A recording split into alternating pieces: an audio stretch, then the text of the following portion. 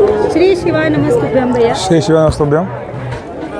आप सब तो जानते ही होंगे भैया कौन है। पहले दिन से आप सबसे मिल रहे हैं भैया बैतूल में। आज भैया से जानते हैं, आज कथा निर्विघ्न 7वें दिन की संपन्न हो गई है।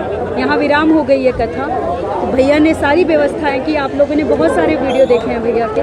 तो भैया से जानते हैं कि इन्हें कैसा लग रहा है। अभी कथा निर्विघ्न विराम हो गई।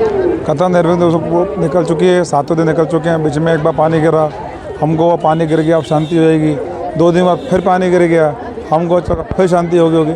लेकिन जब अमृत वर्षा हुई, तब तक अमृत वर्षा साथ में सॉल्यूशन भी आया कि एक समस्या आई तो उसका समाधान क्या है। हमें कभी नहीं मालूम था कि भूसे से कभी कीचड़ खत्म होता है, भूसे से भी कीचड़ खत्म होता है। ये हमें आज समझ में आ गया कथा में। और इस कथा में पहले स्थान को लेकर दिक्कत आई, फिर स्थान का स्थान परिवर्तन हुआ तो बहुत कम समय में टेंट लग गया, बहुत कम समय में लोग जुड़ गए, फिर पानी गिर गया, फिर दूसरी बार पानी गिर गया, तमाम दिक्कतें आई।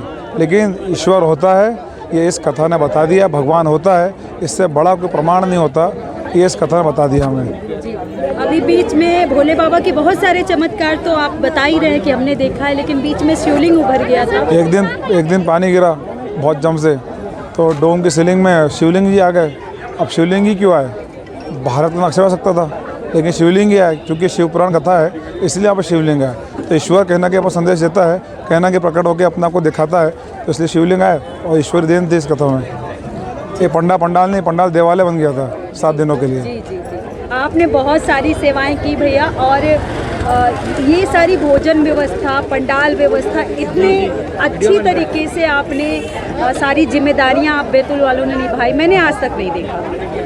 आप और कथाकारों को क्या कहना चाहिए, जो कथा करवा रहे हैं या और जगह के लोगों को क्या कहना चाहेंगे? सभी कोई भी कथा किसी एक आदमी की नहीं होती, किसी एक परिवार की होती, किसी एक व्यक्ति की नहीं होती है। कथा पूरे समिति की होती है, पूरे जिले की होती है, पूरे शहर की होती है। कोई भी व्यक्ति ये ना सोचे कि मैं अकेला व्यक्ति हूँ, मैं कथा करा सकता हूँ। ये किसी एक व्यक्ति की बस की बात नहीं है। जब तक इसमें पूरी टीम, पूरा शहर, पूरा जिला नहीं लगता, तब तक कथा नहीं हो सकती। ये कथा ने एक महाकुंभ है। मतलब इस कुंभ में आप ये भोजनशाला देख रहे हो, पिछले 8 दिन से अनवरत चल रही है। 24 घंटे ये भोजनशाला चालू है। आप कढ़ाई देखेंगे तो खाना बनाने कढ़ाई नहीं है, ये गुड़ बनाने कढ़ाई है, सब गुड़ बनता है। आप वहाँ भट्टियाँ देखेंगे, भट्टियाँ नहीं है वो, भट्टियाँ 25 भट्टी, इतने बड़ा कढ़ाव है। तो एक आदमी काम नहीं देख सकता। हर व्यक्ति की अपने पर जिम्मेदारी होती है। और हमें कथा चालू करने के पहले अपने पे कार्य का विभाजन, अपने पे जिम्मेदारी बांट लेना चाहिए। और फिर जो व्यक्ति जो काम कर रहा है, उस व्यक्ति को वही काम करना चाहिए, दूसरा काम देखना भी नहीं चाहिए। एक व्यक्ति एक ही काम होना चाहिए। उसे बोलते हैं डिवीज़न ऑफ वर्क, कार्य का निर्धारण करना, वो बहुत ज़रूरी है, जो पहले दिन कर लेना चाहिए। और 7 दिन का एक्सपीरियंस बताइए कथा में। और आज वास्तविकता बात की जाए तो हमारे समिति के जब 30 सदस्य हैं, उन 30 सदस्यों ने कथा सुन ही नहीं पाए। वो 30 के 30 लोग शिव भक्तों की व्यवस्था बनाने लगे थे, कार्यक्रम में लगे थे। और वो लोग, मेरे को लगता है कि 4 घंटे पर हर दिन सोते होंगे। ये 4 घंटे हर दिन सोना, 1 महीना लगातार या 20 दिन लगातार, जो कि बहुत बड़ी बात है। इसमें एक ईश्वरीय शक्ति की अनुभूति होती है। ऐसा कभी जीवन में आज तक नहीं हुआ कि 20 दिन लगातार काम कर रहे हैं, पानी गिर गया, 2 बार पानी गिर गया, लोग लगातार काम ही काम कर रहे हैं, कोई थकान नहीं आ रही, किसी पैर नहीं दुख रहे, कोई बीमार तक नहीं हुआ। इस कथा स्थल पर इतने लोग काम कर रहे हैं, किसी ने गोली नहीं खाई है। और लगातार बिना सोए पानी भीग गए, पैर खराब हो गए, कीचड़ सम गए, किसी की ना तबीयत खराब हुई, ना किसी का स्वास्थ्य गड़बड़ हुआ। तो इसमें ईश्वरी देन है, ईश्वरी शक्ति इसमें काम करती है, ये इसका प्रमाण है। भैया एक चीज़ और पूछना चाहूँगी, सबसे पूछ रही मैं एक्चुअली, बैतूल में इतनी सारी समस्याएं आई 7 दिन की कथा में। मैंने देखा थोड़ी सी भीड़ बढ़ती है, लोग चिड़चिड़े हो जाते हैं, यहाँ के लोगों को गुस्सा नहीं आता। क्या खाते पीते हैं बैतूल वाले? बैतूल की जनता अपने आप में एक मिसाल है। बैतूल में जनता हर शिव भक्तों का, हर मेहमान का स्वागत करती है। बैतूल जनता का ये, हमारी समिति ने मीटिंग रखी थी। इस मीटिंग में सिर्फ समिति के लोग नहीं थे, बल्कि बैतूल जिले का 1000 से 2000 लोग उस मीटिंग में आए थे। जिस दिन मीटिंग आयोजन की गई थी, उस मीटिंग में तय किया गया था, ना कोई व्यक्ति किसी समिति के सदस्य नाराज़ होगा, ना कोई किसी की गलती निकालेगा। हमें सिर्फ काम करना है। कोई काम नहीं करा, उसका काम अपन कर लो। कि हमारे जो मार्गदर्शन मंडल है, जो हमारे सीनियर लोग हैं, जिनके मार्गदर्शन में काम हुआ, हम तो यहाँ के कार्यकर्ता हैं। जो सीनियर लोग हैं, जिनकी उम्र 25 से 50 साल से ऊपर है, जो लगातार यहाँ पे पूर्व में काम किए जा चुके होंगे, उनके मार्गदर्शन में काम हुआ है। हम लोग काम करने वाले हैं। गाइडेंस देने वाले वो लोग थे। जो गाइडेंस वो लोग दे रहे हैं, उनका अनुभव था, तो उनके अनुभव के अनुसार हम चलते गए, तो कहीं चिढ़ने की बात ही नहीं। और हर काम समय पे हुए। वो तो समिति की बात हो गई, लेकिन भक्त इतनी ज़्यादा संख्या में थे। आज 5-7 लाख लोग थे, कल 5-7 लाख भक्त थे, वो हाईवे तक बैठे हुए थे भक्त। उसके बाद भी उन सबको कैसे आप लोगों ने कैसे मैनेज कर लिया? हमको ये होते ही नहीं किसी मैनेज करते, तो ईश्वर है, शिव जी है, भोलेनाथ है जो मैनेज करते हैं। 4 दिन पहले हमारे बैतूल ज़िले के तहसीलदार साहब SDM साहब आए, बोले आशु जी यहाँ पे बोले हाईवे पर बोले पब्लिक को आवाज़ नहीं आ रही है, इसकी कैसे व्यवस्था की जाएगी। तो मैं ऐसे घूम रहा था तो मैंने किसी को बोला कि यार कैसा करेंगे, तो एक व्यक्ति आया, भैया मैं साउंड लगा देता हूँ बोले। उसने 4 घंटे में 50 जो स्पीकर होते हैं पूरे रास्ते लगा दिए। LED वाला बोला तो LED बदल के वहाँ लगा दी।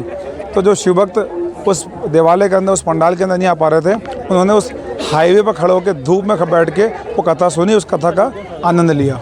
मैं तो ये कहना चाहूँगी कि ये पूरा बैतूल देवालय हो गया था। हाँ, 7 दिन बैतूल बस शिव में था, पूरा बैतूल शिव में हो गया था। पूरे बैतूल की सड़कें खाली हो गई थी, बाजार खाली हो गए थे, बाजार का धंधा कम हो गया था, लेकिन पूरी पब्लिक बैतूल की यहाँ उमड़ चुकी थी। बैतूल की सड़कें पूरी खाली थी। कोरोना में कर्फ्यू लगता है, उस प्रकार बैतूल की स्थिति हो गई थी कि बैतूल में लगता है कोरोना हो गया या कर्फ्यू लग गया है। पूरे लोग इसी तरह होते थे, पूरा बैतूल खाली होता था उस समय। ऐसी आने वाले भविष्य में ऐसी कथाएं आप लोग आयोजन करेंगे, क्योंकि ये सारे लोग जानना चाहते हैं। ये कथा नहीं, एक आशीर्वाद है, ये ऊपर वाला का आशीर्वाद है कि इस कथा कराने का सौभाग्य हमें मिला। भगवान ऐसा ही आशीर्वाद हमें देता रहे, सौभाग्य देता रहे, और हम लगातार, हमारी पूरी समिति, हमारी पूरी टीम इसमें लगी रहेगी। और ये सनातन धर्म का काम है, हिंदू काम है, इसमें हमारी समिति का एक भी व्यक्ति पीछे नहीं हटेगा, चाहे 1 हो चाहे 10 कथा हो, हम ऐसे ही लगे रहेंगे। क्या बात है, बहुत सुंदर। क्योंकि हम सब चाहते हैं कि भारत विश्व गुरु बने, सीधी सी बात है। बिल्कुल सही बात। उसके लिए सारे सनातनियों को एकजुट होकर काम करना ही चाहिए। इससे बड़ा उदाहरण क्या होगा?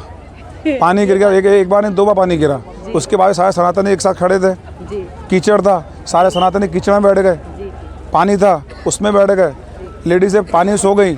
अब इससे बड़ा सनातन होने का, हिंदू होने का और क्या उदाहरण हो सकता है? सही बात है।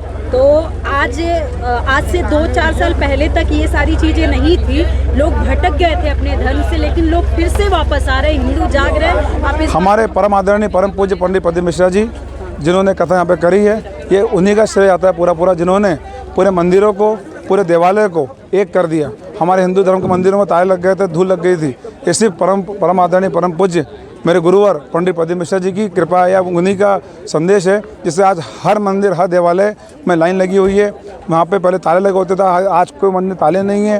पीपल के झाड़ हो गए, बेलपत्र के झाड़ हो गए, शरबत के झाड़ हो गए, जो भी चीज़ें शिव पुराण लिखी हुई है, वो सारी चीज़ों का अनुसरण हमारे हिंदू द्वारा किया जा रहा है। अब हिंदुओं में किसी को पता कुछ होता नहीं था कि हिंदू के धर्म में लिखा क्या हुआ है, लेकिन परम पूज्य परम आदरणीय पंडित पद्म मिश्रा जी ने जो बताया, उसका अनुसरण करके कई भक्तों को कैंसर का इलाज मिला, किसी को अपने बच्चे को लेकर इशू था, तो किसी को कोई इशू था, बहुत सारे सब, कोई बच्चा कहीं पर सिलेक्शन नहीं हो रहा, किसी का IAS सिलेक्शन नहीं हो रहा। तो अपने कर्म करना ज़रूरी है, कर्म के साथ साथ ईश्वर पर विश्वास रखना और आस्था रखना ये आवश्यक है।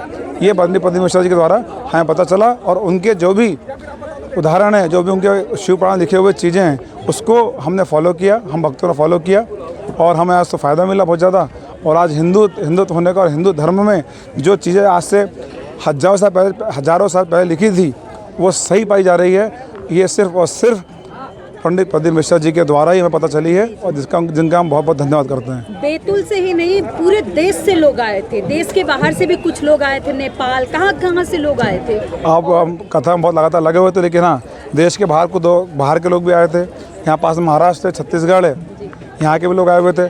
8-10 स्टेट के लोग यहाँ बैतूल में आए हुए थे, क्योंकि बैतूल एक सेंटर पॉइंट है। अखंड भारत का बैतूल जो है वो सेंटर पॉइंट है अखंड भारत का।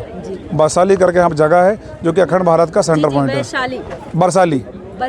बरसाली जगह जो अखंड भारत का सेंटर पॉइंट है, केंद्र बिंदु है। हाँ, धन्यवाद भैया आपका बहुत बहुत अपना समय देने के लिए। जय श्री राम, ताप्ती माता की जय। श्री शिवाय नमस्तुभ्यम। Thank you for watching.